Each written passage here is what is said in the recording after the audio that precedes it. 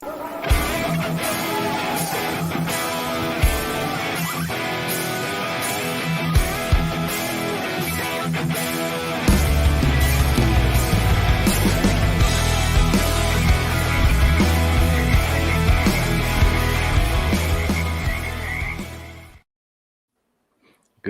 morning, good afternoon, good evening, wherever or whenever you may be.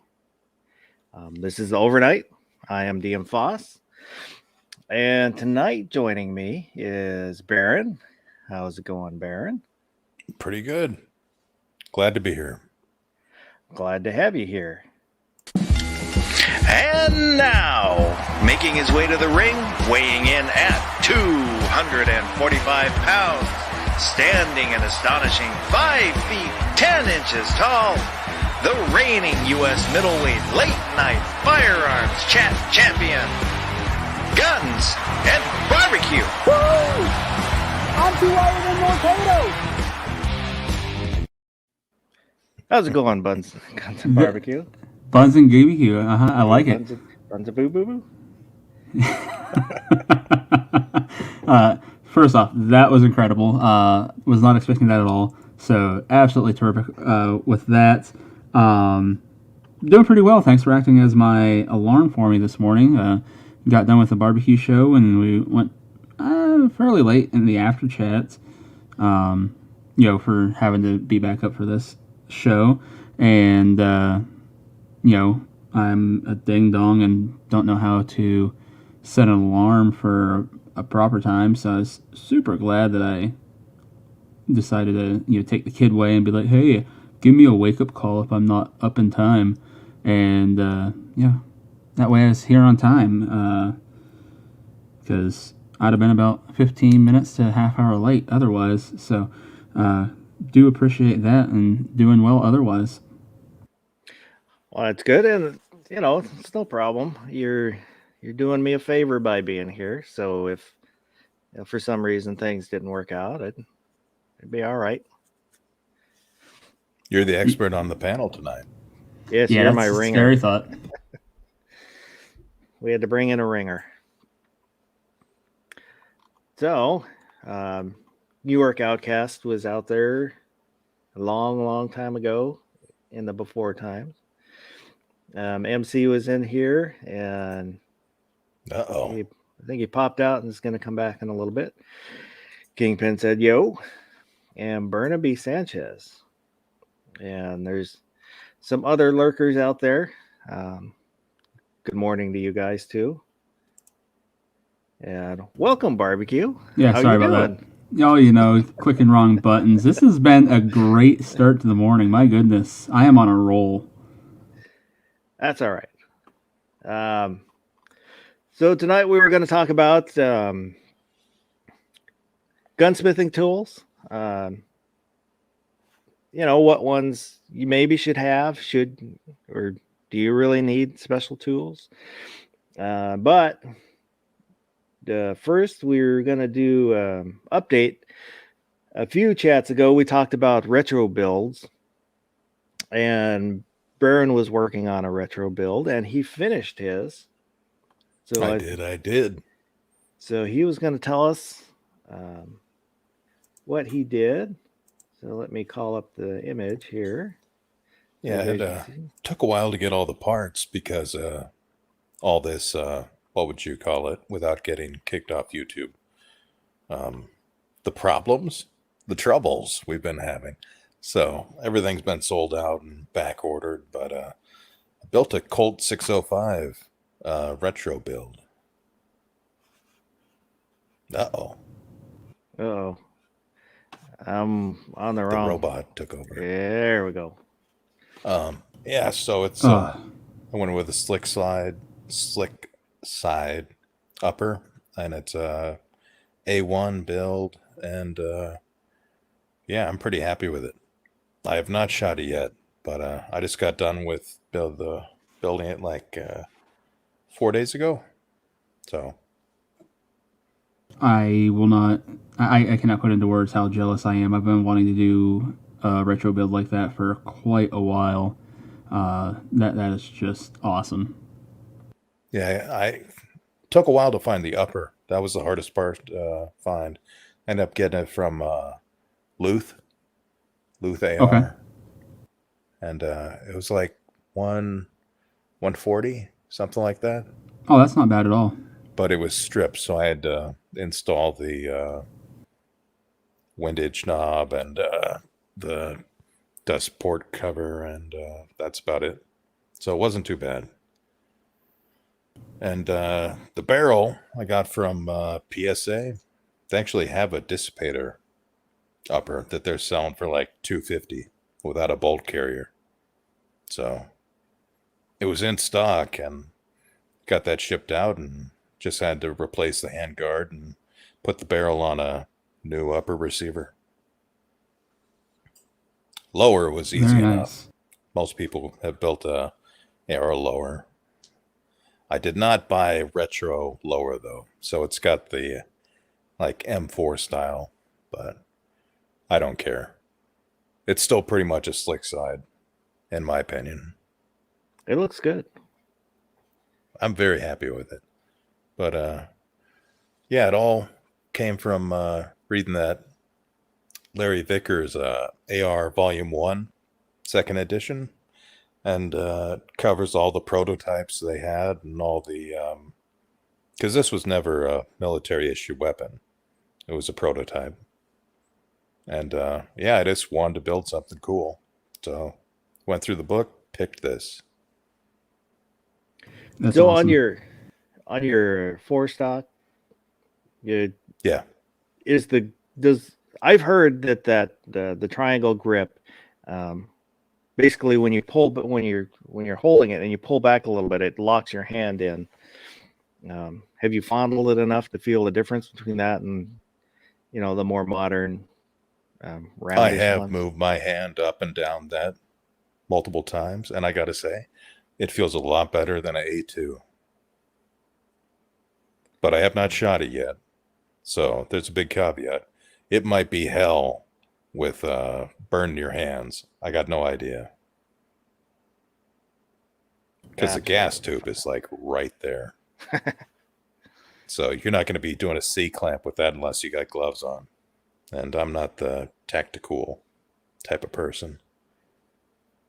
So how difficult was it to find the triangle guard? Because I know when I have looked in the past, it was awful. Yeah. Those are repo handguards. I got a full set. That was the stock, the pistol grip, and the handguard. But the company also sells original Colt. And if you give me a moment, I can actually pull up the website because they do not sell firearms, so I should be able to post a link. Am I wrong?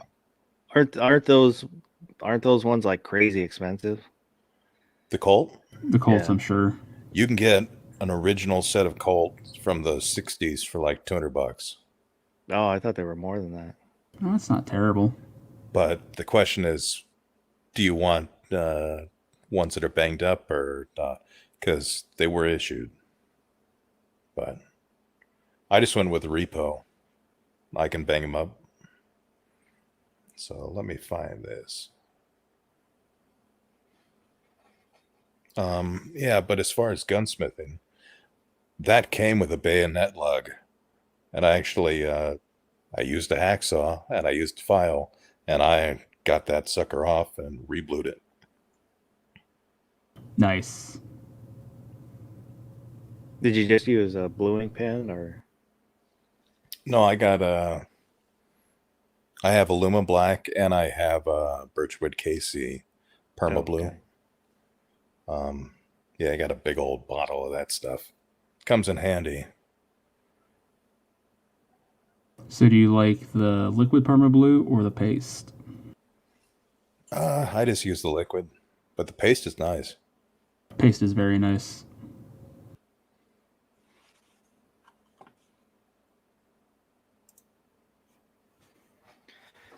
Well, cool. You did a very good job on that. I think it looks really nice. Thank you. Yes. Yeah, I'm pretty proud of it. So we were going to talk gunsmithing tools. And that's one of the reasons I asked Guns Barbecue, because he's actually been to gunsmithing school. Now we should add a little caveat there. It was an online school, no hands-on training. However, I will say with that, there's nothing wrong with an online school unless you are not mechanically inclined. If you're one of those people that you're like, I can't figure out how to change a tire or my oil or something, you might not do that well when it comes to working on your own firearms after that then. Or if you do venture into that, maybe try and find something that's old and beat up, because you're going to make some mistakes and errors. Even if you're mechanically inclined, things are just going to happen because you got learning curve there. But I know a lot of people get hung up on whether or not they should go to an online school or one that's in person. Don't get me wrong, if you can go to one that is in person, that'd be great. You're going to get instant feedback. Likewise, the online one has that convenience of doing it from home, where you don't have to uproot your entire life to go halfway across the country sometimes. Yeah, moving's difficult. Men of Tupperware's out there, and Gunmetal Guy USA gave you the thumbs up. Oh, right. Bill. So, and I did post the link to where you can get the parts. Yeah, so there's a link in the chat for nice for the retro parts.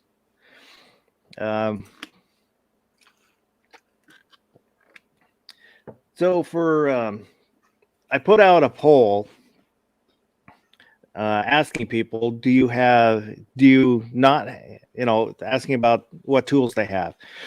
The choices were, I don't have any special tools. I have some tools. I have all the tools, and what tool's your tool? So actually meant to pull up that. I say, is that in your community tab by chance? Oh, okay. Community tab.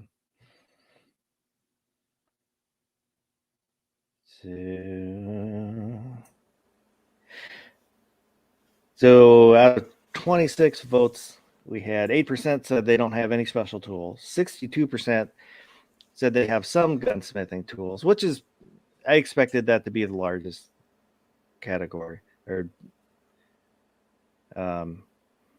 I have all the gunsmithing tools was 8%, and then Eurotool was 23%.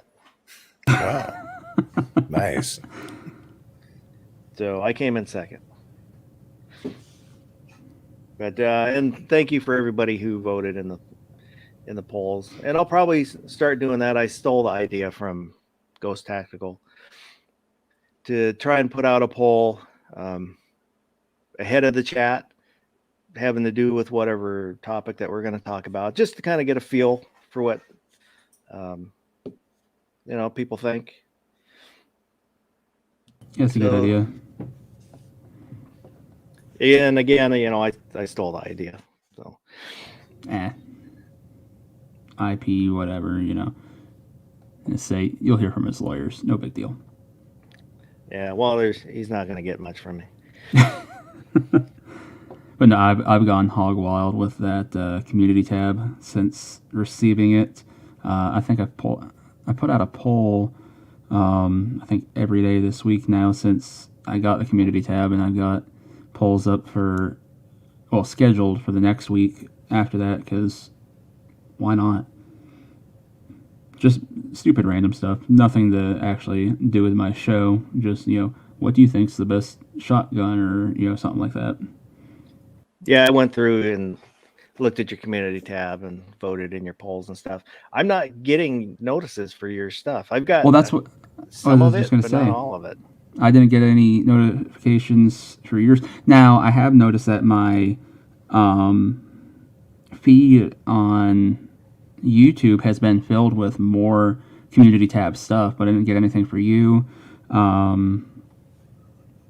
I've gotten a couple things for G-Webs, Gun Girls ATL. There's a couple other people that I had gotten things for that had popped up in there, but yeah, nothing for you. So that's why I was like, crap, I missed it. Yeah, there's like Ghost, his always show up, G-Webs, and then it's spotty for everybody else that I sub to. And we'll get into that gunmetal guy as we go along. And for people asking out in the chat, the barrel on that is a 16-inch, but it has a rifle length gas system. So that's why the barrel looks so short. But there's two ways to do that. You can either drill the gas port out larger, or you can do a mock gas system where it's actually got a mid-length, and the gas block sight base is just for the sight. That's what that one is. So I have a mid-length gas system, but it looks like a rifle length. So have you tuned it yet, or is it still the way it came? Tuned the gas system? Well, yeah, because drilling it out. No, I haven't messed with that. Well, I guess you said you hadn't shot it yet, so I was going to ask you how it if it felt different when you shot it. It should shoot like a mid-length with the rifle buffer, because that's what it is. It just looks different. Yeah. But I mainly did that because I wanted the long sight base for iron sights, but the maneuverability of a 16-inch. So that's my thought process. That's the other problem I've had with doing a build like this is when I start looking into it, either I can't find the upper or I can't find, the triangle guard, which I should just start doing it. And when I find the stuff, slowly put everything together. But one of my other issues is a lot of times I have trouble finding a 20-inch barrel because I do want the 20-inch if I did one. Yeah, that is difficult. There's a, what is that website? Model One Sales, I think they're called. They had a bunch of stuff in stock, but I ended up going with PSA just because every time I bought something from Model One, they'd end up calling me and be like, yeah, it's not actually in stock. And I got tired of that. So not to shit on them, but it's worth a try. They might have something eventually. But they didn't have what I needed.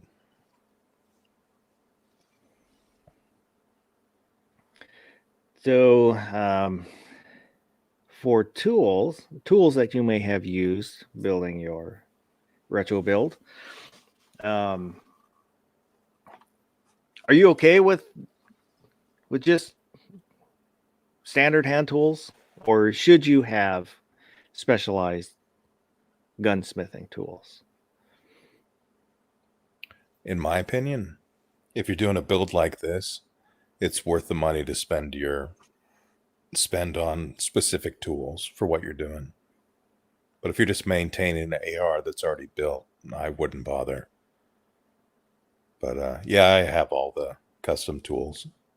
Like the 3-prong flash hider. I have the tool to put that on. Some people would just put that on with a screwdriver, but I wanted to do it the way an armorer would and make it right. Yeah, mine have to live with that thing. Mine has flats, so I used to adjustable wrench. That's nice. Yeah, there's no flats on this. It's just round. I thought about using like a strap wrench, but I just bought the 3-prong tool that hooks onto a torque wrench. It was like $20 on Midway. I was going to guess somewhere in that ballpark. They're not terrible. Yeah. And if I have to take it off or like time it, because I don't like the way the prong's sitting, it's going to be way easier than a strap wrench. Yeah, definitely. I think, it's handy, like, especially if you're working on ARs. I've got my box back behind me with stuff in it. There we go. An armorer's wrench is handy. Oh, yeah. But you got to make sure it's a good armorer's wrench. I've had 3 or 4 different ones in my lifetime. Luckily, the last one I got has been amazing. And the worst part is I was just on eBay messing around, and I was like, you know what? I wonder what they have for armorer's wrenches. And it's like $25. It was the cheapest one I had come across. And I was like, you know, I'm just going to get this one on a whim. And it's been the absolute best. You'll see ones that have a bunch of rubber coating, things like that. You know, and people like those because, you know, if it slips or something, it's not going to mar. Well, it's guaranteed to slip on you every freaking time because that rubber coating isn't doing anything to help grab and grip. And I've read a lot of reviews about cheap wrenches that bend. I mean, cheap stuff. So yes. Yep. Get as good as you can afford. I just bent one actually. Not on this build. I had a AR-47 I built, and I was wanting to change the handguard, so I got to get a new nut on just for the new handguard. And the nut they used from the factory completely bent the wrench I got to take the nut off. I had to take the nut, put it on an anvil, and hammer it back into the shape of, or the wrench into the shape of the wrench to finally get it off. It was ridiculous. That's awful. And I had to take a blowtorch to the nut to finally get it off. Yeah. Buy good tools. Unless, like, I was just taking off a shit nut, and I wasn't ever going to put it back on. So I spent like $7 on that. And I would say a punch set. Yep. This is just those are worth their weight in gold. Smaller wheeler. Because if you're working on your stuff, you need to remove pins. You need a punch set. That's the funny thing. When I went to gunsmith school, which again, it was online, I did ask them, hey, you know, I'm looking into this, all that fun jazz.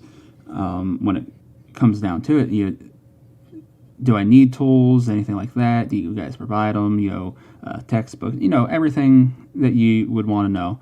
And they're like, we used to provide tools, but we don't anymore. We found that most people that were taking our course were people who own gun shops and already had the tools. They were just looking for, you know, knowledge. And so they stopped sending out tools. But if I ever find anything that says I should receive tools, let them know. And sure enough, about 3/4 of the way through the course, I did find a section that said that I should receive tools. I was like, oh, hot dang. So I get a hold of them, like, hey, you guys told me this. And they're like, oh, okay. So I get this small black metal Husky toolbox, and it's got some Pittsburgh tools in there. And the needle nose aren't that bad. Little ball peen hammer, punch set, complete junk. Like I said, a couple of things weren't bad, but the punch set, absolutely awful.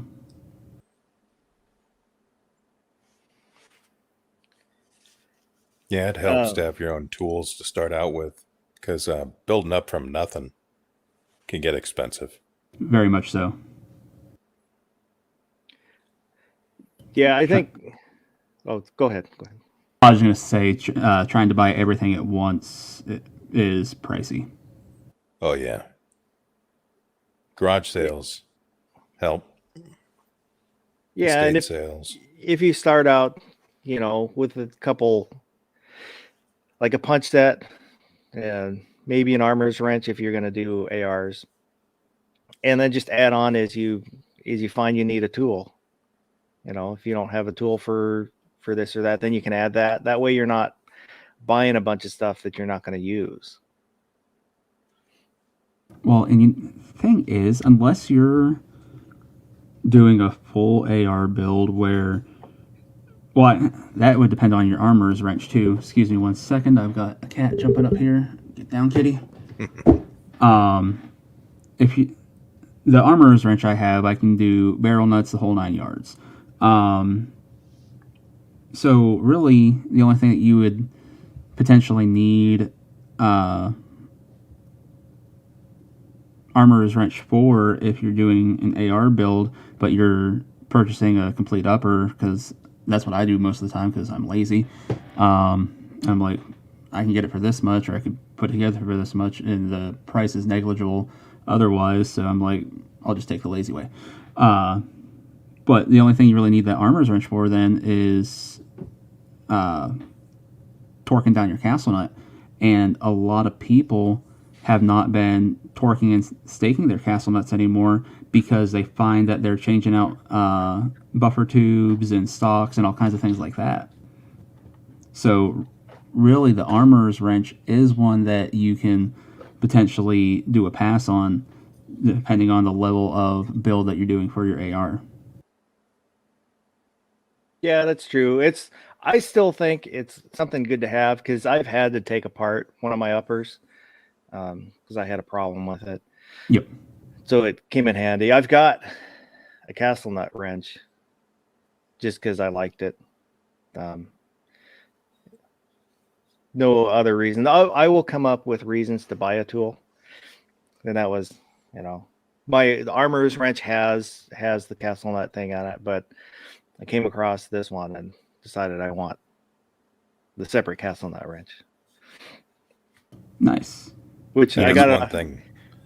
It was funny. I got it off Amazon, and it was, the guy had said, please don't mention it's for ARs because they'll pull his ad, pull the listing. So his all the pictures for it, it's like under a sink in an engine bay. That's great. Say great place he should have advertised that would have been on old motorcycle shocks where you need a spanner wrench. Well, yeah, when I left a review, I just said it works well for all your castle nut needs. That is one thing I like about rifle buffers, is you don't need a castle nut tool. So there is that. Yep. So what about like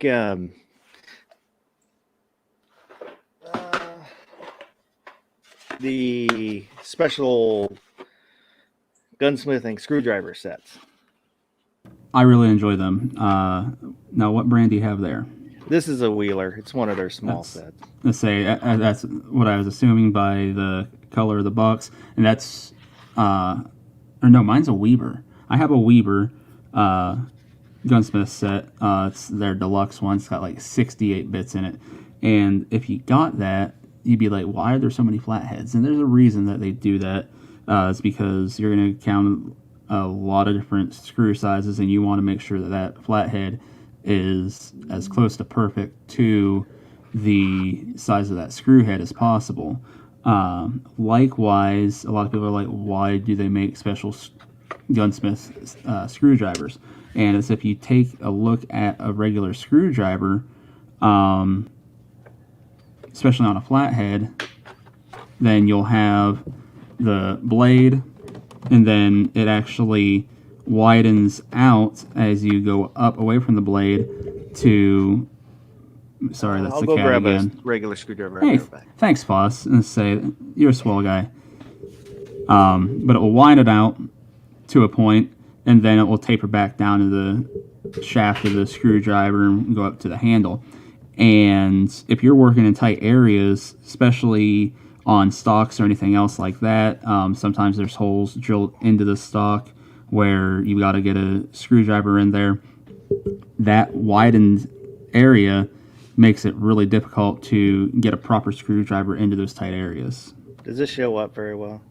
Yeah, we can see it. Yeah, it's not too bad. So I just grabbed a large one, so hopefully it would show better. That's a standard, and then this is out of the set. You can see the shape is a little different.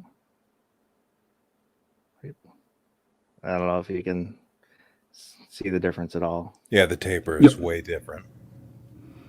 Yeah, and a lot of professional gunsmiths, they end up making a lot of their own tools as needed. Now, luckily, there is a very large market today where you can go to Brownells, Midway USA, and find a lot of these specialty tools that a lot of earlier gunsmiths made themselves. Making a screwdriver for a particular job was not unheard of back in the day, though. Yeah, I swear to God that none of those tips fit anything that I have. Yeah, I say that does happen. Likewise, we're talking about quality tools. Now, when I first started doing my gunsmith stuff, I'm trying to remember if they even sent me screwdrivers. I don't think they did. I think I went up to Walmart and I bought I think it was like a $20 Winchester set. And that served me fine for as long as I had it. But those bits were not hardened. So they were as crooked as my teeth when I got done with that set. Now the screwdriver itself, I still have. I guess you could call it a bit driver. But I still have that, but all the bits, they were just junk. So, again, quality tools will go a long way, and making that extra investment now is going to pay off in the long run, because that's $20 while I used it for a couple of years, mainly because out of necessity than anything. When I finally got my Wheeler sets to never... Weaver. Wheeler is great also. I'm actually planning on getting a Wheeler screwdriver set next. But to never bend a bit again since then, and that's not an exaggeration, and I really torque on some of these things, depending on what I'm putting in. It's been nice.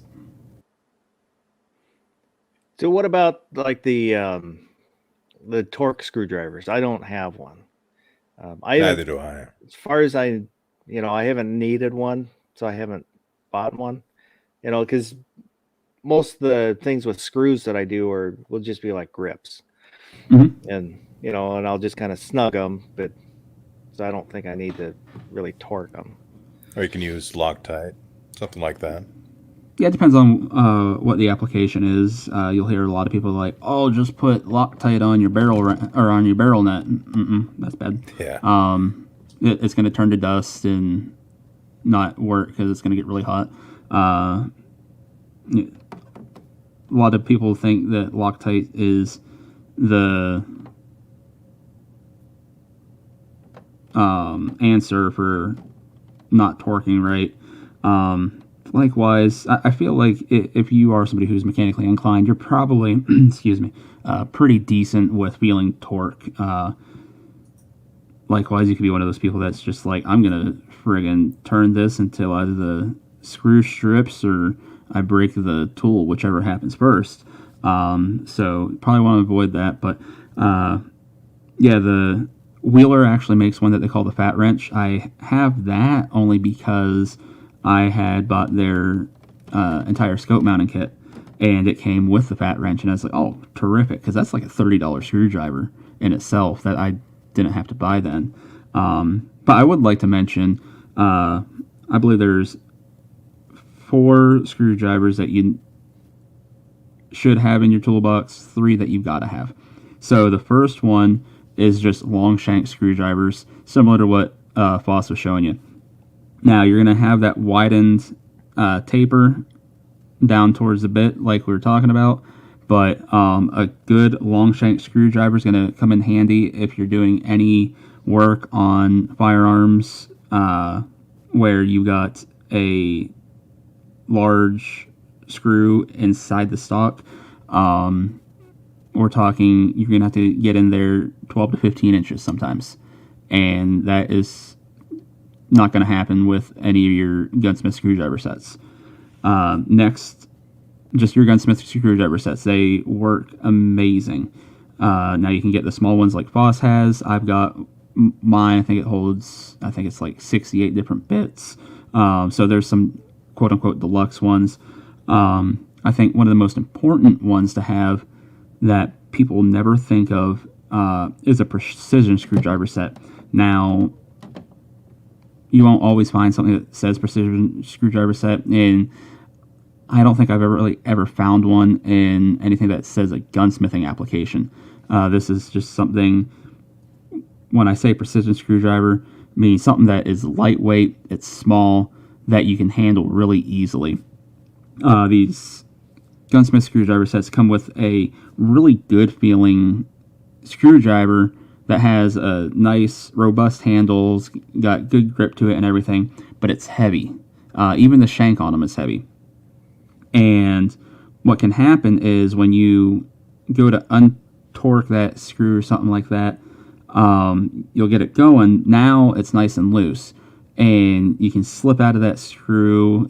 Bad things will happen. Next thing you know, you're marring up your gun. So once you get that broken loose with the gunsmith screwdriver, now you switch over to your precision screwdriver. That's really easy to handle, things like that, and you get that screw backed out where you need to. Likewise, if you do slip out of the screw head, because you're using such a light screwdriver, it's taking such little effort to do so, you're much less likely to scratch your gun or anything else. Yeah, I've goobered up some screws on grips. Yep, and it's one of those learning curves that's gonna happen. Like I was mentioning earlier, whether you're very experienced person as far as mechanical know-how or not, it's just one of those things you don't really think about. I know I didn't. And then that fourth screwdriver that I mentioned would be that Wheeler fat wrench, or if you can find another adjustable torque wrench screwdriver in inch pounds, get that. But the Wheeler fat wrench is great. Mandatory Carry was asking about when you mentioned barrel nuts. Did he watch the video that said to use Loctite, but he didn't? I watched. I think it was Brownells. Is it Brownells that puts out Smithbusters? Yes, videos? good stuff and they said do not use Loctite. Yeah, it's gonna, like I said, it's gonna turn to dust because of the heat and everything. I mean, heck, grab your barrel after you get done shooting 30 rounds. You don't want to do that. It's hot. Yes. Even if you're using red Loctite, it's not built for those kind of temps. No way. Yeah. But the one I watched, I'm pretty sure it was Brownells, but they said proper torquing eliminates any need for Loctite or anything like that. Yep. Yeah, that AR-47 I rebuilt, there was no way in hell that barrel dowel was coming off by accident. He said the one he watched was from Midway. Really? Yeah, I promise. I would stay away from Loctite on anything that's going to be heat sensitive. Foss, do you have your armorer's wrench handy again? Yeah, it's right back here. So, because we're sitting here talking about torque and everything, and people are probably like, well, how do you use an armorer's wrench to torque? Now, in here, on the shaft of this should be a square. Right and you can, depending on the size of that square, normally it's 3/8, I believe. Sometimes it's 1/2 inch, but you just get a torque wrench that fits that just like a socket wrench head would be. You put it in there. Ideal thing is to put your gun in a vise or have a buddy hold it. I've seen plenty of times where people are like, hey, I don't have a vise, so they call over a buddy or two. They're like, hold this while I try and torque this to 50 foot-pounds or whatever the heck it calls for, which is always a treat because you see the people flexing more than anything else. But yeah, that little square and a torque wrench is all you'll need to do the torquing. Yeah, Vice comes in pretty handy when you're doing that. Very much so. Especially when you're by yourself. It's basically impossible without a Vice. I've got a small vise on my corner of my bench that a whole lot easier than trying to lay it down and hold it. Yeah, you don't need an expensive one to do it. And since we're talking about vices, this is what I use most of the time. It fits in your mag well to hold your AR. I've got one that goes around the receiver too, but for pretty much everything I've done, I've been able to do it with just this in my vise to hold it still. I have that exact same kit, by the way. Yeah. The magwell blocks are really nice and convenient. But if it's something like installing a barrel, you're definitely probably going to want to try that upper receiver block. And it's good to point out, if you hold that up again. Which one? The receiver block. This one? That will not work with a retro. It only works with an M4 receiver. Oh, yeah. That is a good point. So if you got like an A1 or an A2, do not buy that one. I think when I took my barrel off, I did use this one.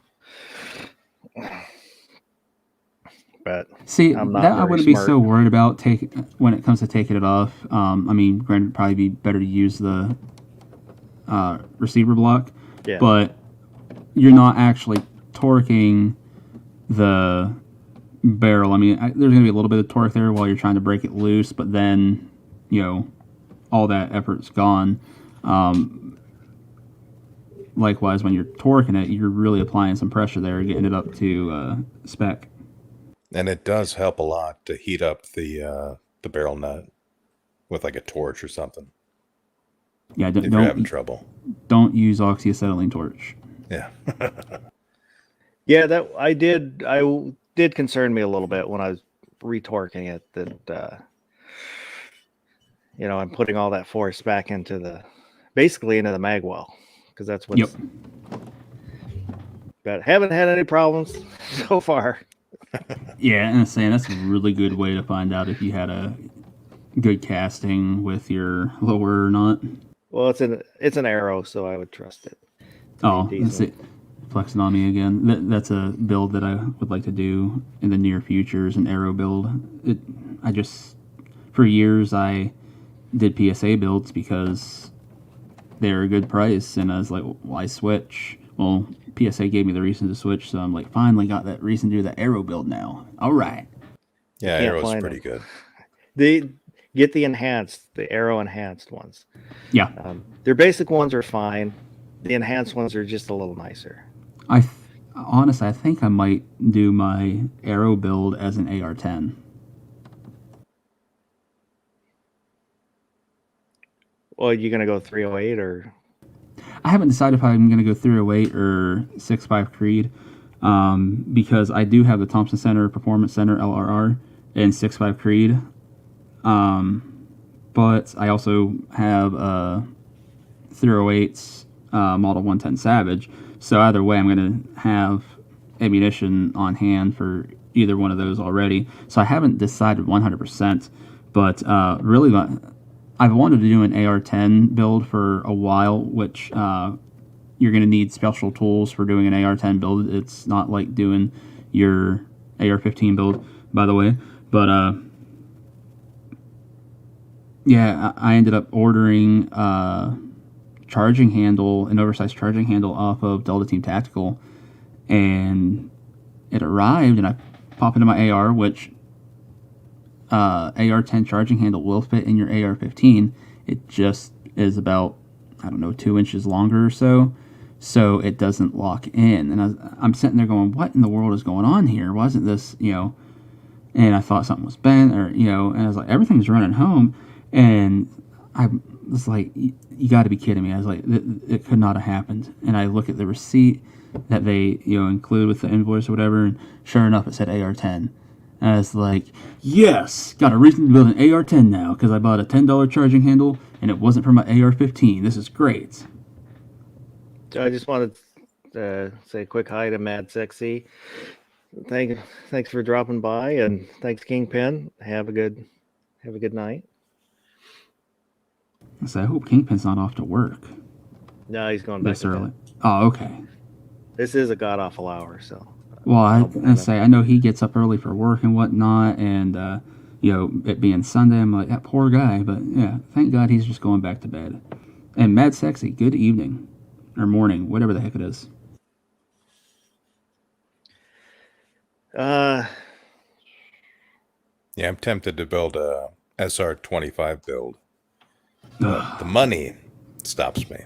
This guy keeps just speaking my language. My goodness. So what is that exactly? It's Eugene Stoner's DMR version of a AR-10. And it's called a SR-25 because like AR-10, AR-15, 10 plus 15 is 25. So that's the way I look at it. But it doesn't have iron sights. It's just set up for a scope. Yep. So it'd be pretty sweet in 6.5 Creedmoor as a DMR. It would. The only thing is the barrel life on those for 6.5.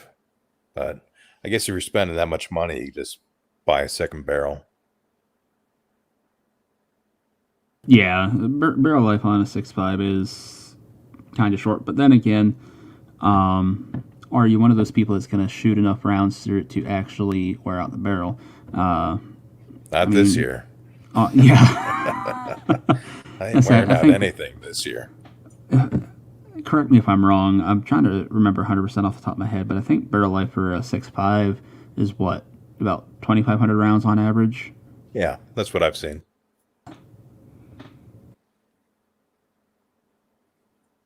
That's one of the nice things about a 308 is the barrel life. Yep. Yeah, push, I think, 4,000 rounds with a 308. I'd say significantly more. Basically double. So, what about, and I'm showing my tools. I'm not trying to show off. I don't have that many tools. He's lying. Just so... Of course the tool would have the most tools. Just as visual reference to what we're talking about. What about roll pin punches? Are those necessary? On an AR, I would say they are. Absolutely.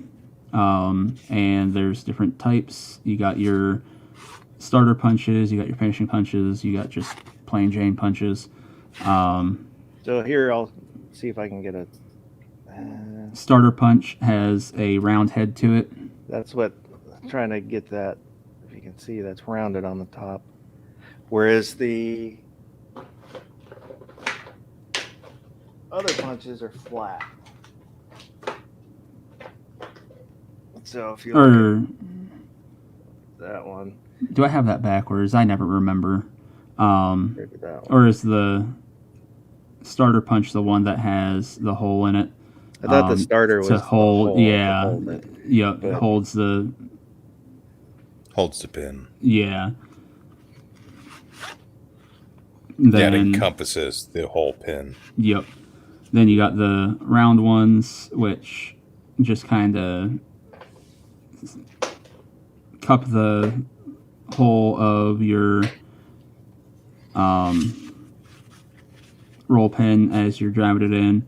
And then I actually like to use the flat ones as the finishing because then it gets it nice and flush. Yeah, you can basically build an AR with an armorer's wrench.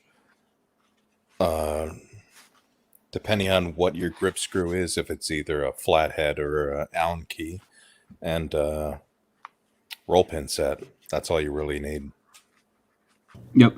The thing is, I find that a lot of your lower parts kits, if it comes with Allen screw for your grip, it comes with the Allen key. Which on one hand, I'm like, that's great. And on the other hand, I'm like, I've got probably 60 Allen keys from just anything in my life that I've gotten that takes a friggin' Furniture. Allen screw. I'm like, son of a gun. Yeah, you put together a chair, you put together furniture, you end up with a shit ton of the same size Allens. And I have yet to wear one out that I bought, like my original set, not like the cheapo ones they give you for free. But I've never worn out my Allen wrenches. Never. Yeah. Let's say Allen heads and Torx heads I absolutely love. Now, I can understand companies that send Torx heads with things that they send you. Yep, that take a Torx bit, but because a lot of people don't have those, and I wouldn't say they're the easiest thing to find. They're not hard, but you gotta know where you're looking or what you're looking for. But actually, my Weaver Deluxe Gunsmith screwdriver set came with Torx bits in it, which I was like, oh, that's terrific. Yeah, I got a set made for taking apart electronics.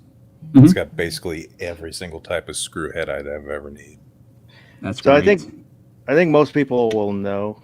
Most people listening will probably know, but just for reference, I grabbed like the Torx. This it's the shape of the tip. So if you hear like Torx head, star head, square head, it's the shape of the hole that's in the screw or bolt, and then your wrenches will match, and then your basic Allen key. Yep. And like that was a dedicated Torx screwdriver, wasn't it, or was that bit driver? I got a small set. Oh, see, this is a fancy guy now. But so let's say you do have those Gunsmith screwdriver sets. You can get just bits that are Allen key bits or Torx bits. Fun fact, you can actually make a Torx bit work for an Allen head. I did. So like this small set did come with some Torx head and some Allen. Nice. I'd suggest getting them. They're so much nicer. Mm-hmm. Even like for construction work, they are way nicer. It's really fun when you have people come over and they're helping you fix stuff because you're blind now, and they go to start taking things apart, and they're like, "What the frick? I'm like, what's the matter?" They're like, "It's got friggin' Torx heads." They're like, "Who is the jerkwad that did that? My gosh!" And the whole time I'm like, "Got him." Yeah. Yeah, if you don't want to pre-drill and you just want to go unga bunga on it, go square head. Mm-hmm. You can drive, with a good drill, you can drive it into anything.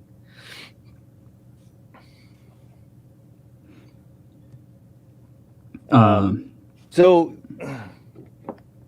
talking about the Allen, I think it's good. It would be good to have a set of these if you're working on ARs.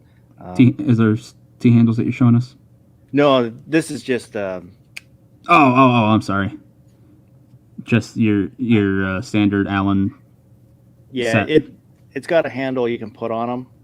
Yep. This set, but they're just the Allen keys themselves, basically. Like you were saying, a lot of will come with them, but it's nice to have your own set so you can have your different sizes. So, and I realize we're going like really 101 here with some of this, but we are, planning on hopefully having somebody that may not be so mechanically inclined watching this with the way we've been talking, when you are using those Allen keys, it will be tempting to put the short end in. That way you get that really good grip purchase on the long end, but that can really cause you to over torque. You can strip out screws. Likewise, depending on the hardness of the head of that Allen screw, or even the hardness of your Allen key that you're using, you can round off that Allen key a little bit, which it usually will bite enough to do whatever you need to next time.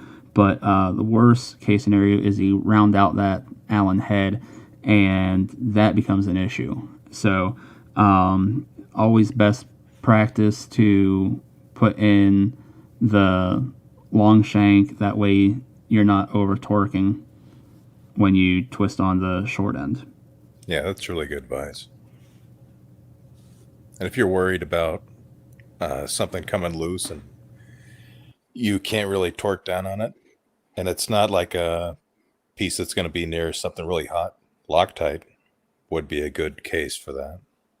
Yes, I was actually getting ready to mention that. Scope bases, for example. Oh, yeah. Not going to be a place where it's going to get very hot. And scope bases are actually somewhere where it would be really nice to have that Wheeler fat wrench or any adjustable torque wrench screwdriver, just because you're talking about, if I get bases that don't tell me what to actually torque down to, I always just go with 25 inch-pounds as a good middle of the road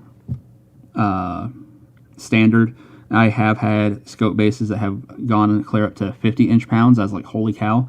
But I find most of them are right around 25 to 35 inch-pounds. And with that, I've seen where people just get the Allen wrenches and that, they put the short end in and they got that long end in their hand, and they just really crank down. And the problem there is you can really damage your scope tube. If you're putting scope on rifle, shotgun, whatever you're putting it on, and you crank down on those mounts for the scope or the rings for the scope, and then you go to change the power level, say it's a 3x9, and you feel that it's binding, you probably have those rings too tight. So again, that's somewhere where that could come in handy. And like he said, if you are worried about torque, a little bit of Loctite, and it doesn't take, you don't have to coat the screw in Loctite, just a dab. Yeah. Yeah, on the Loctite, there's two types. There's a bunch of different kinds, but you look at blue or red. Blue if you want to remove that screw or bolt. Red if you want it to stay forever. Yeah. Yeah, I never use red. What's the yellow for? Because there's been a couple things where I've taken it apart and I'm like, yellow. And I've never really known what yellow Loctite's for. Could just be another brand used a different color, or that's what I was don't thinking.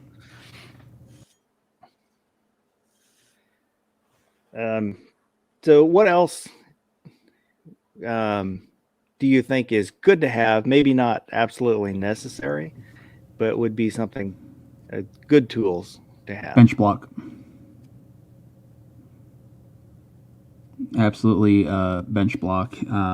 Case in points, good guy up by you I shouldn't say just sent me SKS bolt to drive a pin out of that could not be gotten. Mr. P&W Woods, he actually sent it to me several months ago. It just took me forever to send it back to him. Perks of having to find somebody to take you to the post office.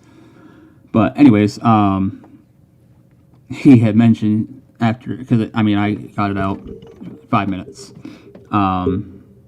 He's like, I should just get a bench block and stop using a roll of electrical tape, which it gets what you're working on up off the bench, and creates a little bit of separation to drive those pins out through these holes, but it doesn't have any rigidity to it. It's not going to be firm. And the nice thing about these bench blocks is they're non-marring. The other nice thing about bench block is, let's say for some reason you need a different hole in it or something. Normally you can just drill that hole yourself.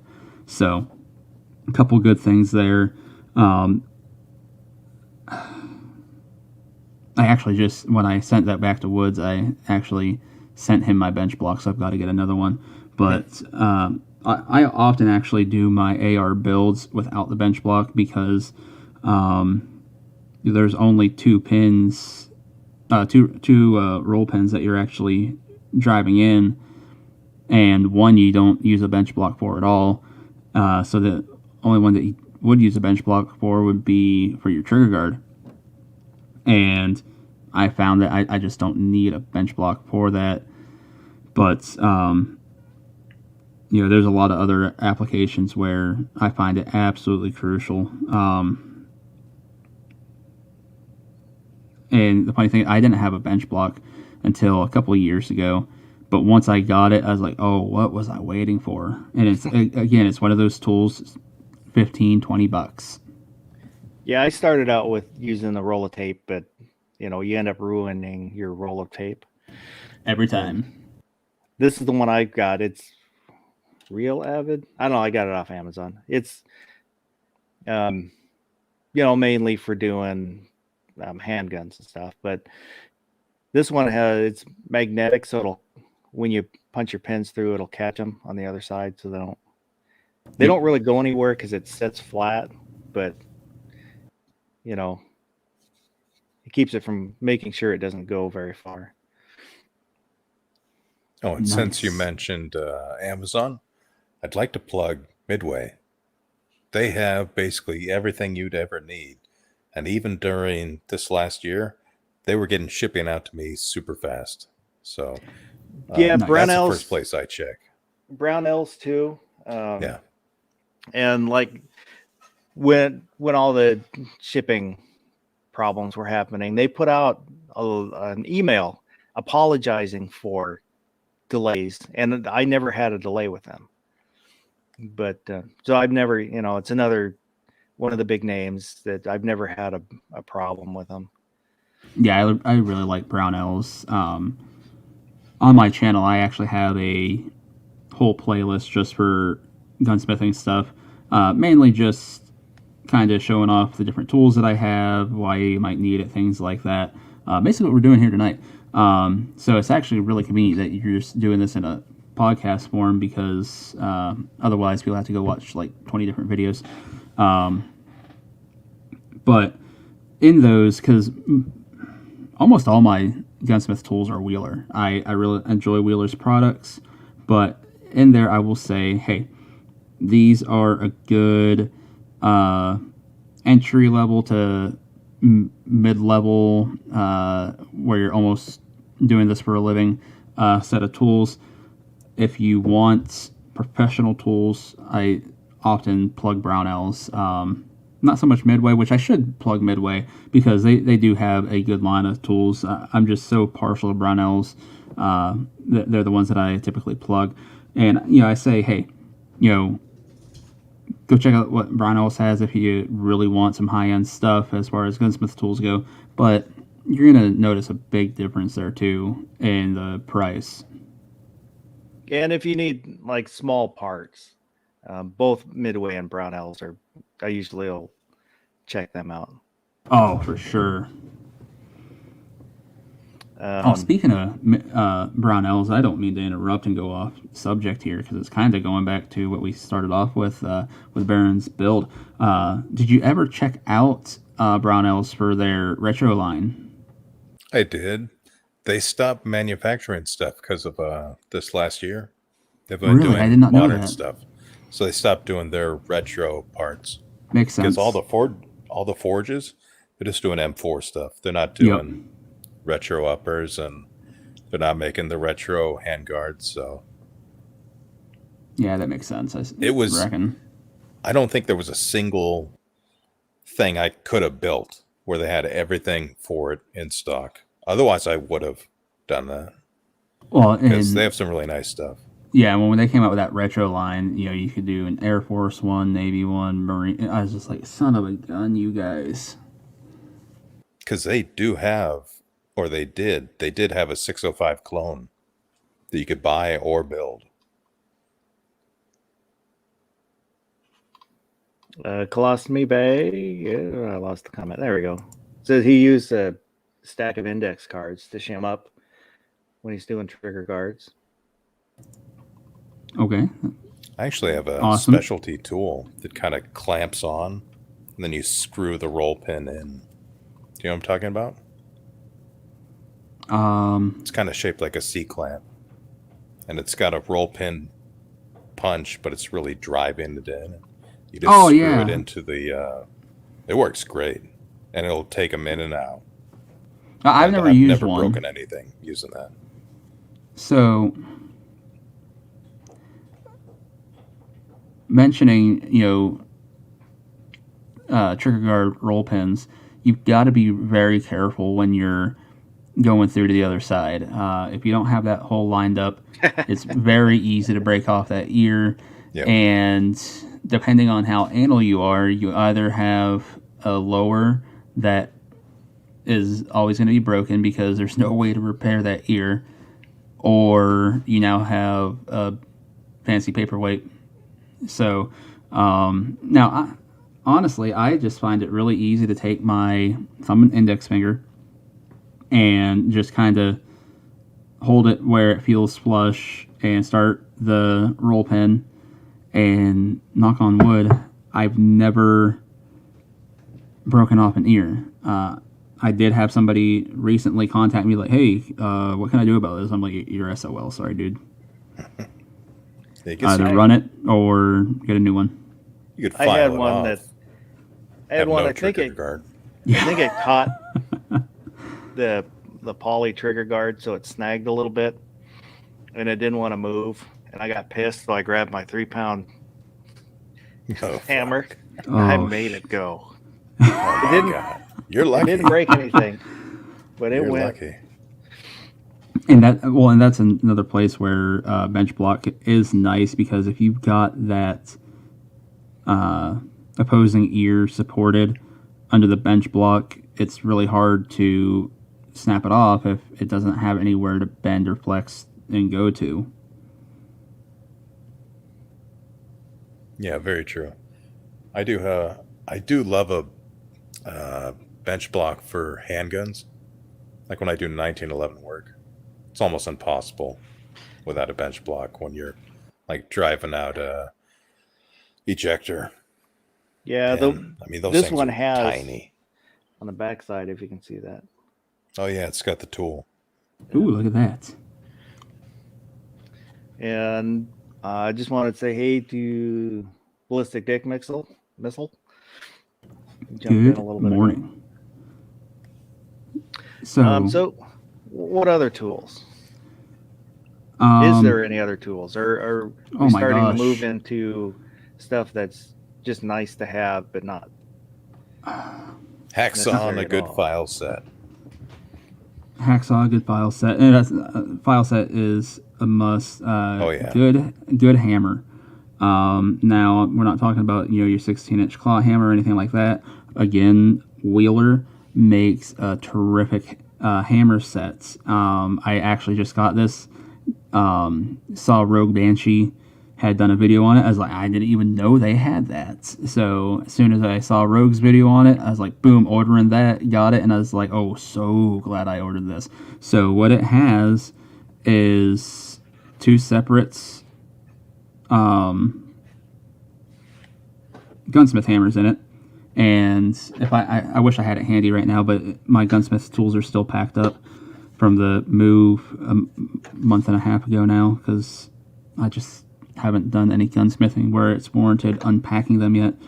But so with this screwdriver set, like I said, hammer set, it's got 2 separate hammers.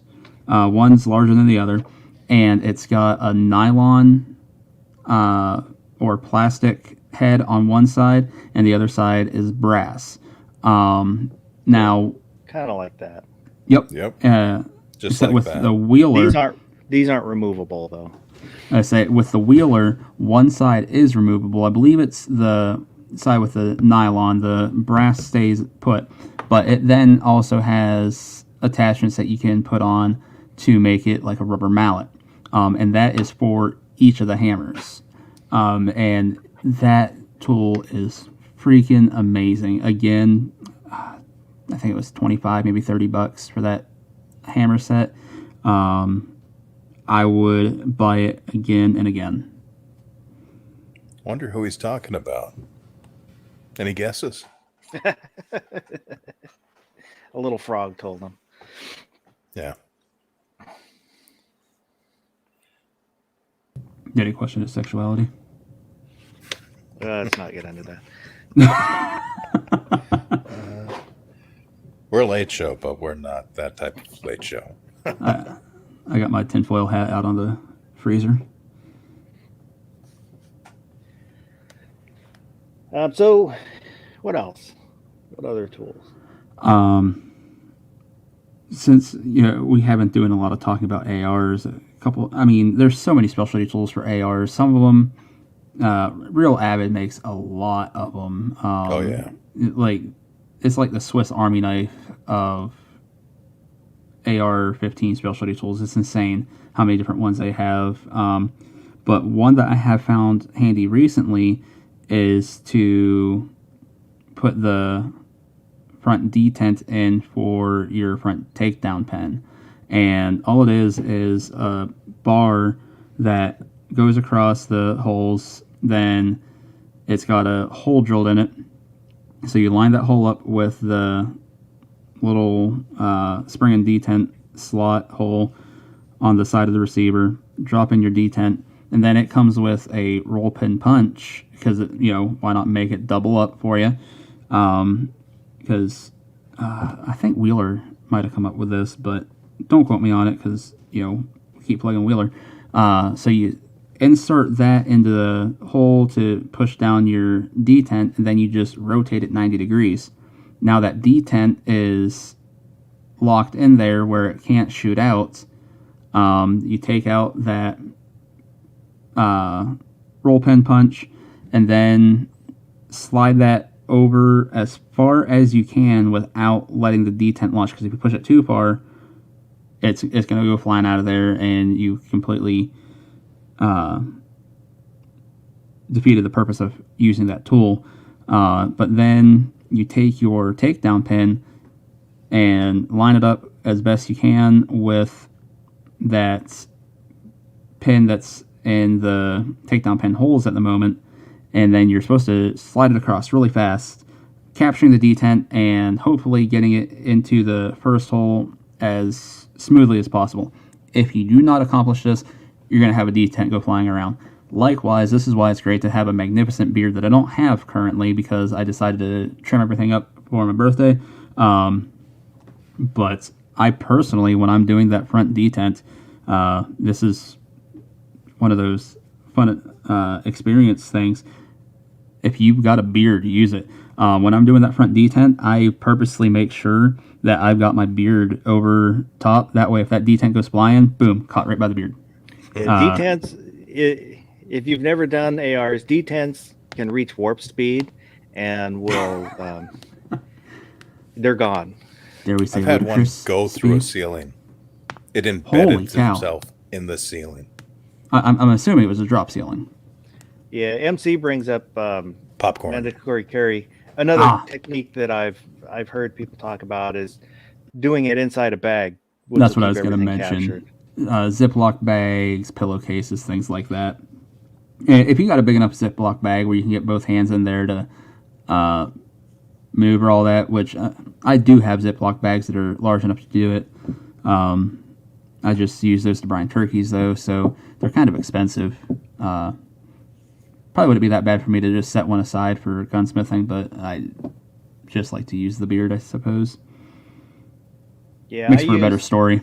Yeah, a lot of people have problem with putting in a detent.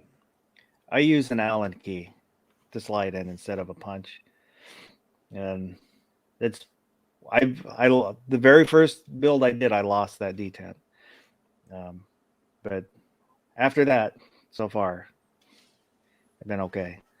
Yeah, it can be nerve-wracking when you're teaching someone how to build. Mm-hmm. They shoot one of those right at your face. You'll shoot your eye out. I had somebody do that with the buffer Ooh. detent, Ooh. like the one that Yeah. what's it called? The buffer weight detent.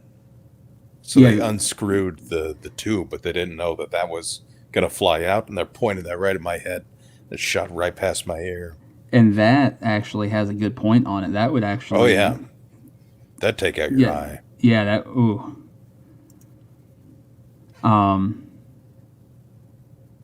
I've actually used butter knives. I would set the detent in the hole because there's just that little bit that will insert in there where it's flopping around a little bit, and I would always find that I could take a butter knife normally, push down that detent, and hold the receiver in place, and then normally you have to make sure that the butter knife is thin enough to do it, but normally there is just enough room that you could get the takedown pin slotted in there, and then just pull out the butter knife, and I was good to go. Very rarely have I been unable to do that. You could probably do a feeler gauge too then. Yeah. I'm thinking about it. I'm lucky I've gotten to the point where I can just do it with my fingers, so I don't have to use a tool. It was a pain in the ass, but right. I've never been able to do it without. I had one fly loose. This guy. It's actually funny. I've had the misfortune to have a couple fly, but I always found them.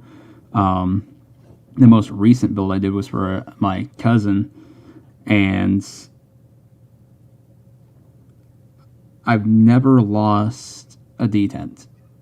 Like I said, if a couple that I did have fly, I always found them, no problem. And this was the first time I lost a detent, and I lost 2 on that build. I was like, you got to be freaking kidding me. Yeah, it's good to have one of those oops kits where they give you the extra little bits. They're cheap too. They're like $5-6, or at least they used to be. I don't know what they are now. Last time I ordered it, which was actually for that build, because I didn't have an oops kit because I was perfect up to that point. It was about $8-9 off of eBay, but that had, I think, 6 springs and 6 detents in it. Yeah, they're definitely useful. I can't remember which lower kit, but it came with an extra spring, and I think an extra detent. Most of them do.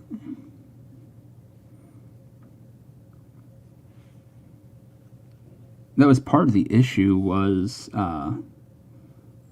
the lower kit that my cousin had purchased was Anderson. I'm not saying there's anything wrong with Anderson, just I'm thinking, again, with COVID and everything, companies are making more mistakes than normal because demand is so high at the moment. And they had actually sent 2 springs for the pistol grip. And I find most companies just include the same spring for the pistol grip as they do for your retention springs for your takedown pins. But every once in a while, a company likes to include a beefier spring to go in that pistol grip. Why, I don't know. I've never really noticed a major difference. But apparently Anderson felt the need to do this. And they actually sent 2 pistol grip springs instead of 2 springs for the takedown pins.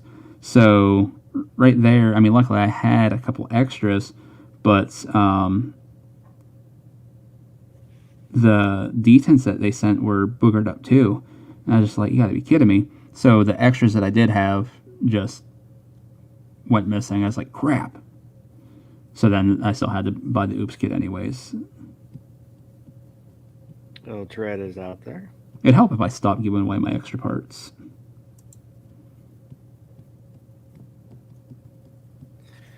So what would if somebody was putting together a minimum kit, what should out of what we've talked about, or if if there's something that we missed that you think of, you can throw in. I would say if for doing ARs, the punch set, the Armorer's tool. armors, yeah. Yep. Armorer's wrench, punch set, screwdriver set. I would to go basic bitch minimum, these two. Yep. I wouldn't quite say it's the screwdriver kit is a nicety, but it's good to have. But real basic. These two things, and just because of the grip, then maybe. But you can get by with a cheap set. Some kits will come with that, but you can basically do that, and then regular hand tools will get you by. You might mar up your stuff, but you can build an AR. If you're just for handguns, that punch set. I'd also like to mention roll of electrical tape. And no, it's not to be used as a bench block. You take the electrical tape and you put it on if you're going to be aiming down the receiver, you put it on the left side of your receiver in line with where your bolt catch release will be driven, because you're going to be using a brass hammer to try and run that in. And if you do not put some tape there, you're going to get these brass markings on your receiver. Now, they do go away eventually with some elbow grease and cleaning, but great way to avoid that, a couple pieces of electrical tape. You mean like the ones I have on mine? Mine too. I use painter's my electrical tape. I use painter's tape, but I, just one layer of painter tape, and I knock through the tape. Yep. That's the nice thing about the enhanced arrow is it's a screw. It's not a. Oh, that's awesome. It makes it a lot easier. Yes. It is awesome until they don't include that. Or you didn't know, and then you're trying to just drive it in there because you're blind and didn't realize or something. I bought a Blem, and they didn't include any of the screws that you needed for that. I'm like, well, what the hell? Wow. That's not cool. But I don't remember prices, but I would say for like these two things, you're probably looking at maybe like $40. Yeah. You get everything you need to do like 90%. Honestly, I don't even think you'd be looking at 40. I know I've seen punch sets, really cheap ones, as low as 10. And the armorer's wrench that you just showed, you can probably pick up for another 15 or so. So what would you say a minimum of what to have? Absolute bare minimum? Yeah. Well, if we're assuming that you already have plain Jane hand tools, then punch set, because the punch set's going to come with a brass hammer, and hopefully it has a nylon or plastic side as well. So punch set, armorer's wrench, I think is going to be a very good one, because like you said, while you may not need it to put your AR together, depending on the level of build that you've done, if you do need to take something apart, it's really convenient to have. If we're just talking ARs, I agree. That's really the bare minimum that you need. Do you think that, other than being, that is what you can get away with, what do you think you should have? Should have, well, like I said, good hammer. Ball peen's always nice. Which I was fortunate enough, Gunsmith School sent me one, which, again, Harbor Freight, a couple bucks, whatever. The price is negligible. It's not like you need some big fancy ball peen hammer. You want one that's small, lightweight, because, again, a lot of stuff you're doing on a gun, you don't need a ton of ass behind it to run stuff home. Maybe if you're working with a M60 or something, but otherwise, no. So the Wheeler screwdriver set's nice, and you don't have to get any of the big fancy ones. You can just have the starter one, you could say. It's going to do wonders. Wheeler hammer set is very nice, but again, if you get the punch set, it's going to come with a hammer in it. So the hammer set, not so necessary. Bench block. If you're going to be doing ARs, definitely an armorer's wrench. If you're not doing ARs, you don't have to worry about an armorer's wrench then. File set. I think a file set is absolutely crucial. Now this probably gets into something a little bit more advanced. If you're going to be customizing a wood stock or anything like that, perhaps trying to fit a set of grips to your hand a little bit better, things like that. But likewise, you could just find something very jagged in the finish, say it's a AR lower that wasn't finished well. Take a good file set and you can just file off those burrs real quick.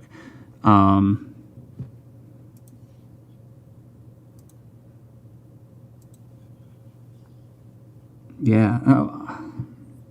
Fuss, I'm thinking about it because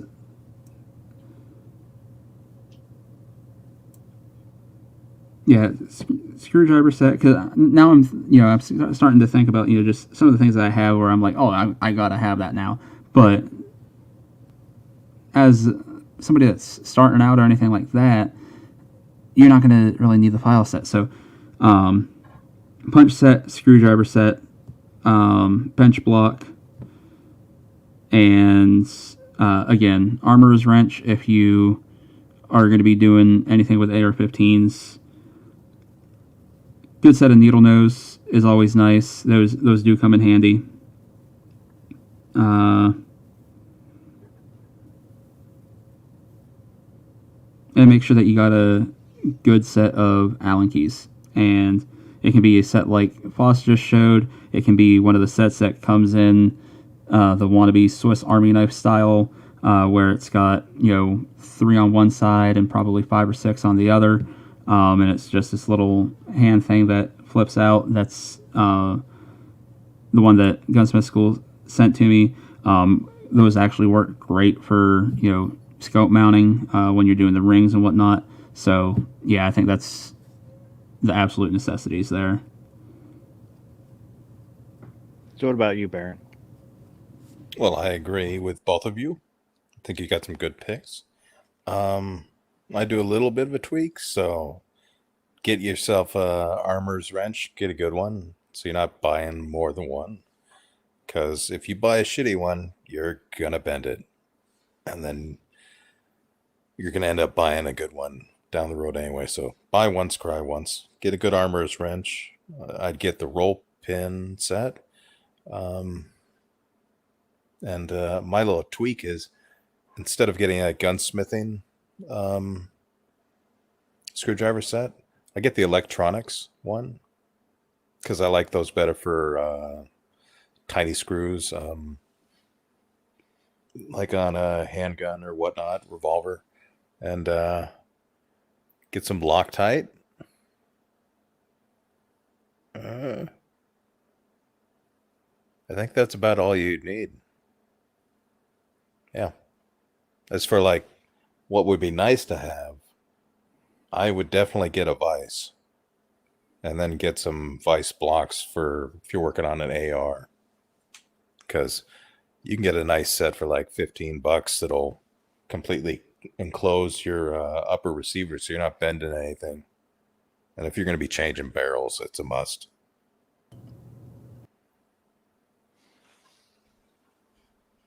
So you could probably get all that for like everything, like $75. Easy. So it's not too bad. And you're saving money building your own anyway, so. Yep. Might as well get the tools. That's why I did. My first one I built. Well, all of mine I built. Just to cut cost. You know. Oh, and Tread makes a good point. Buy the blue Loctite. I wouldn't mess around with red. Yeah, 100%. I don't think I've ever had a screw where I needed red.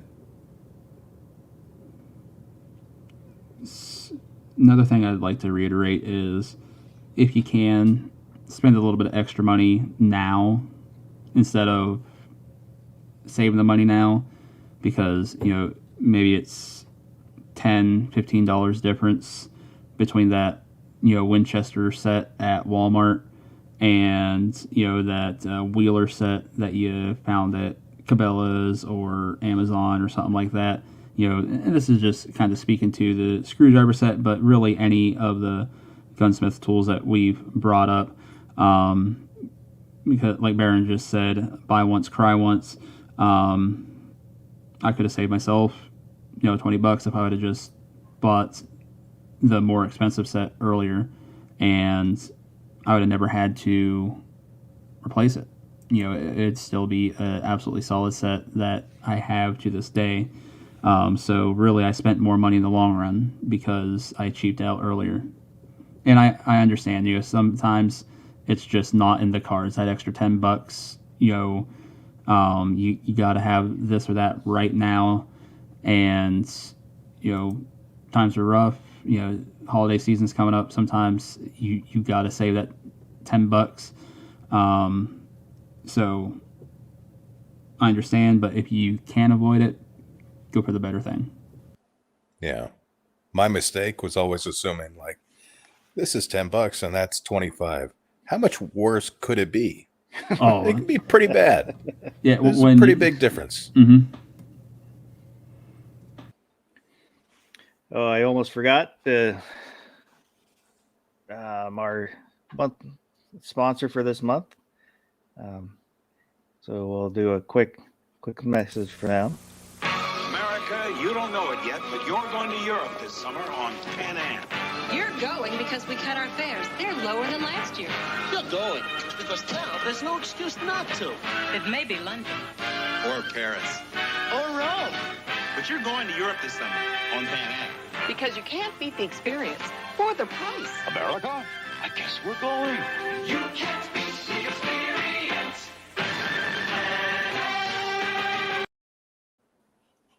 That's great. So, Pan Am flying in the 80s. Back before the TSA pretended to be keeping you safe. Yep.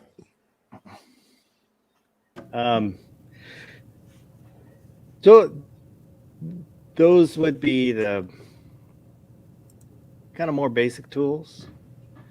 Other ones, if you're doing sights, a sight pusher is nice to have so you can do them yourself. You know, I've got a cheap one that works. It's not super great. You just have to be, you know, I tape off the surfaces just so they don't mar anything. Yeah, I wasn't sure how in-depth you wanted to get with this chat. Well, I wanted to make sure we covered the basics. Mm-hmm. And then we can kind of talk about luxury stuff. I would consider this more of a luxury, unless you're doing 100%. A lot of sites. Yep. That is one thing I do not have. Didn't Gunmetal Guy have a question earlier? Did we cover that already? We kind of did. Okay, I wasn't sure. Because I didn't get to read it. I just saw that you said that we were going to go over that, and I wasn't sure what it was. I just wanted to make sure that we got that. Any suggestions for the shelf multiple part kits? That is what he asked. Not sure if I read that right. I'm trying to find it. Because I don't quite understand the question. Yeah, I don't understand that one either. I'll try again. Any suggestions of the shelf multiple part kits? Well, this is the one that I referenced. Oh, my bad.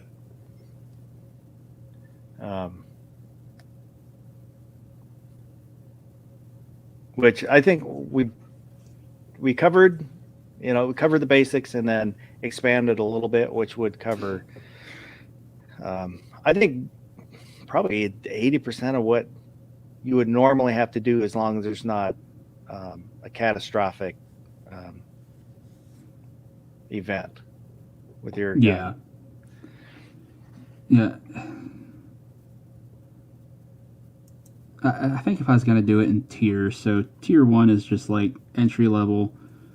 This is what you're going to need to do 90% of the stuff you're going to run into. Like I said, screwdriver set, punch set, armors, wrench if you're doing anything with ARs, bench block, needle nose, and a set of Allen keys. After that, if I'm going to say tier 2, precision screwdriver sets, long shank screwdrivers. That way, if you are going to be taking, wood stocks off, that like a lot of shotguns have the large screw that go in at the back of the receiver,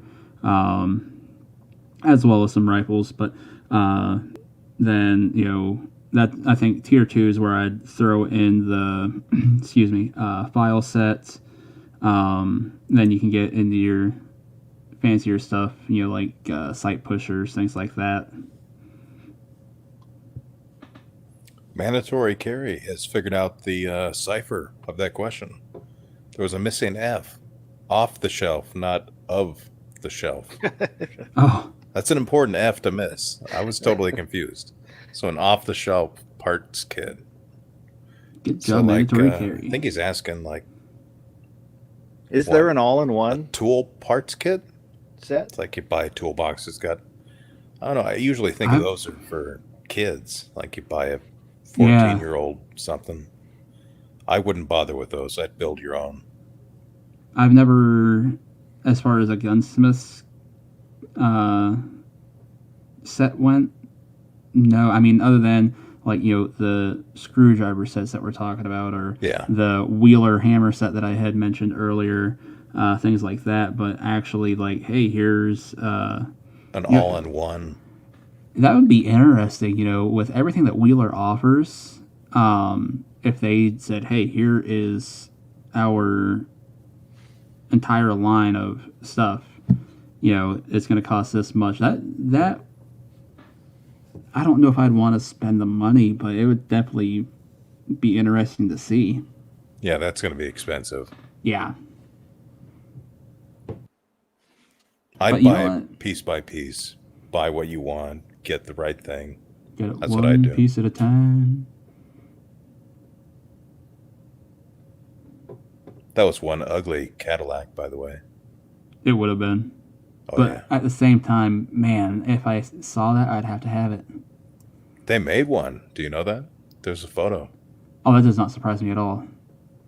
It is one hideous beast. For people that don't know what we're talking about, it's a Johnny Cash song. What was it? Model 5665 Cadillac? It's like a car he's been stealing parts for 20 years. Yep. Off the factory line. So nothing matches. It's got one headlight on one side and two on the other. It's a good song. As far as me missing that there was supposed to be an F, some of us are just waking up. Some of us have been staying up. So it's a little late. I had a short panic attack when I saw all the Fs. I thought, shit, did I drop? Were they giving an F in the chat for me?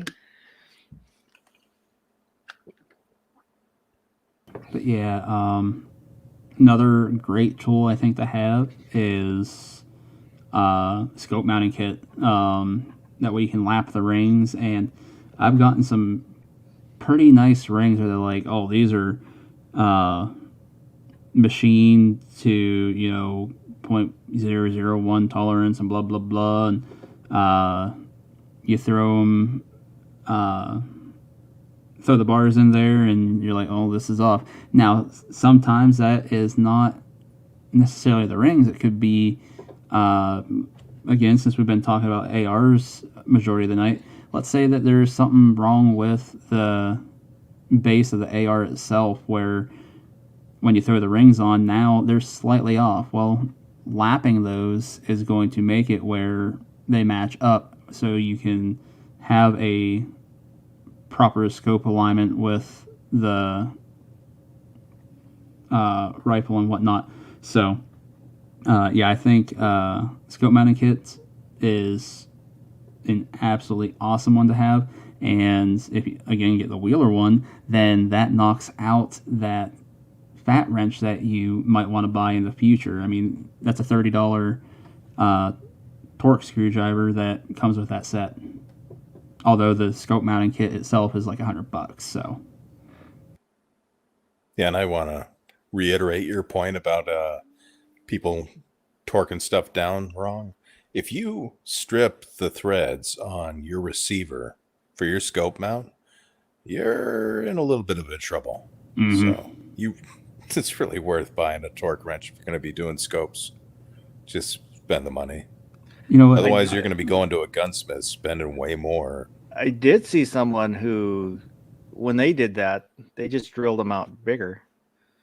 Oh, yeah. I think I know who you're talking about. The high guy in Colorado. Probably did some lightning holes in a Mosin. I think he's become friends with the gunsmith, and he said he's not going to do any more gunsmithing. So learn from other people's mistakes, people. There's another awesome tool. I wouldn't say it's absolutely vital or crucial or anything, but man, life is nice when you have one that we did not mention, and that is a gun vise. I thought you were going to say a Dremel.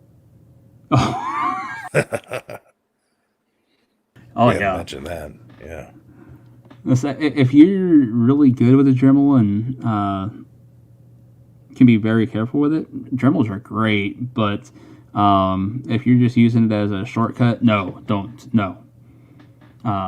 Here, let me see if I can show it off back there. Please excuse all the boxes. But, back. Oh, helps my mic isn't in the way. Right back. And there is my gun vise. Now that one is a little bit pricey. I think about $100. It is the tipped-in gun vise. I absolutely love it. It's freaking awesome. I think it might have come down in price a little bit now.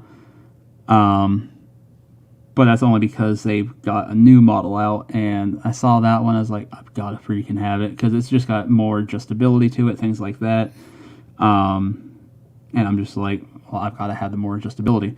So I don't know if I'll give that one to one of my kids, which is actually a pretty nice gun vise for your first gun vise. There's a lot cheaper ones that, they're just going to hold the gun for you, but makes life really nice. Yeah, you might be able to find a good deal on eBay. Somebody selling a used one. Yeah, some used ones on eBay. You go to any of your sporting goods stores that are selling firearms. Normally, you can find gun vices there now. Which, like I said, a lot of them, I don't even know why they get called a gun vice because there's really no retention to them. They literally just hold the firearm. Yeah, you gotta strap them down. Yeah. And those ones are $20-$30. But like that tipped-in one, like I said, there's a lot of adjustability to it. You got two large hand screws on each side of the stock to torque them down. Then it's got two levers or a lever on each side. So once you get those started and they're making contact, then you push those down, and that really applies good pressure and holds the gun in there nice and steady. So show that Tipton again. I just figured out how to bring you up as a solo. Oh. Hold on, you're going to probably hear my mic bang around again. Yep. Okay. Right back there. So, the black things right in this area are those hand screws that I was talking about. You got center portion here that helps support some of your firearms in the center, say it's a break action, anything like that. Some people like to use it to support the AR over and have it broken open. I've never used it like that, didn't really find it convenient. Then all the way at the front is where you'd rest your barrel, and again, that is adjustable up and down as well. I realize it's kind of back there and not the easiest thing to see though. But I really do like my Tipton. Yeah, it's a nice looking vice block. Yeah, it's a good one. And then anything that's contacting your firearm has this red plastic coating. Again, so it's non-marring. And to answer Tread, he was asking which which upper vice block do you use? I use the Wheeler Delta series. Yeah, I don't know. It'll work for an M4 or a A1, A2. Tapco. Actually, those aren't terrible. They're not great, though. I guess mine's a Stoner. Oh.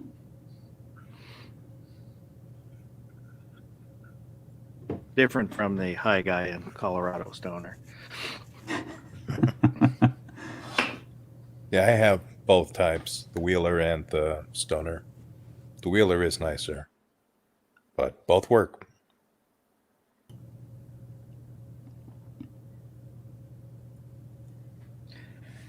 So is that, hopefully that covered enough to help people.